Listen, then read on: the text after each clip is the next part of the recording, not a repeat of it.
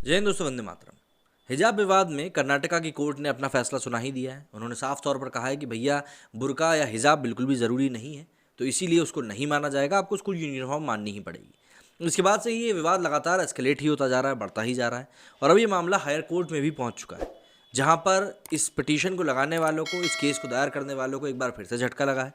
Court ने साफ तौर पर कहा है कि भैया इसे सनसनीखेज बनाने की कोई ज़रूरत नहीं है, जो कि अपने आप में जो याचिका करता है उनके खिलाफ ही बात जा रही है। क्योंकि आप देखिए इस पूरे मामले को जिस तरीके से पेडल किया जा रहा है, जिस तरीके से पूरे देश में इसको धक्का दिया जा रहा है, वो कहीं ना कहीं बताता है कि एक सेट प्रोपोगेंडा या फिर एक सेट विचारधारा के लोग ही इसको पेडल कर रहे हैं।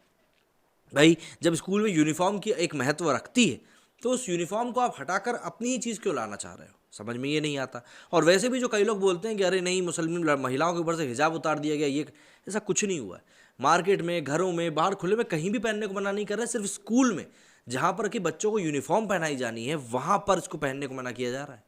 सुप्रीम कोर्ट ने गुरुवार 24 मार्च को बुर्का मामले में तत्काल सुनवाई से इनकार करते हुए कर्नाटक की मुस्लिम छात्राओं को फटकार लगाई है। याचिकाकर्ताओं ने अदालत से अपील करी थी कि परीक्षाएं जल्द शुरू होने जा रही हैं, इसे देखते हुए इस मामले पर तत्काल सुनवाई की जाए।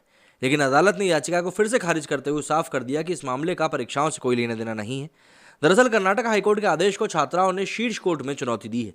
इसको लेकर आज सर्वोच्च न्यायालय में मुस्लिम छात्राओं के वकील देवदत्त कामत ने सीजेआई एनवी रामना से कहा कि यह मामला अत्यंत जरूरी है।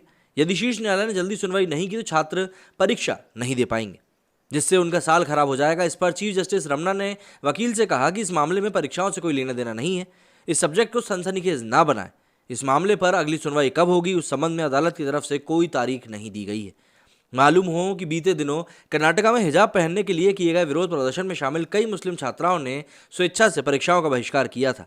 इन्हीं छात्राओं को लेकर कर्नाटक सरकार ने फैसला सुनाया था कि जिन 12वीं की छात्राओं की प्रैक्टिकल एग्जाम में अनुपस्थिति थी, उनका अलग से एग्जाम नहीं करवाया जाएगा। प्राथमिक और माध्यमिक शिक्षा मंत्री बीसी नागेश ने अन्य छात्रों का हवाला देते हुए कहा था कि हम इसकी संभावना पर कैसे विचार करें।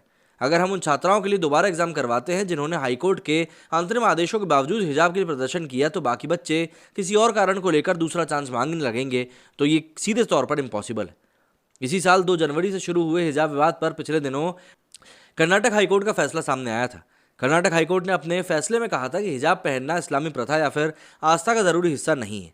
Chief justice Rituraj Awasthi, justice Krishna S Dixit और जस्टिस जे.एम. खाजी की बेंच ने यह भी कहा था कि स्कूल यूनिफॉर्म अधिकारों का उल्लंघन नहीं है, ये संवैधानिक रूप से अस्वीकार है, जिस पर छात्र आपत्ति नहीं कर सकते।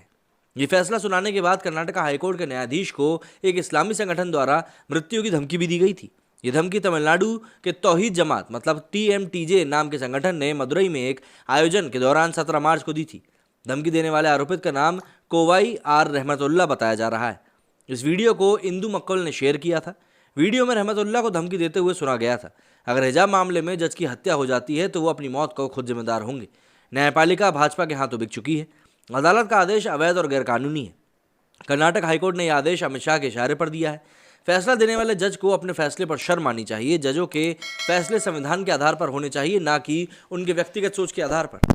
जबकि जो ये फैसला सुनाया गया था संवैधानिक ही था, और ऐसे में समझने वाली बात यह है कि जो शख्स ये चीज़ें चिल्ला रहा था, क्या उसको संविधान के बारे में पता है?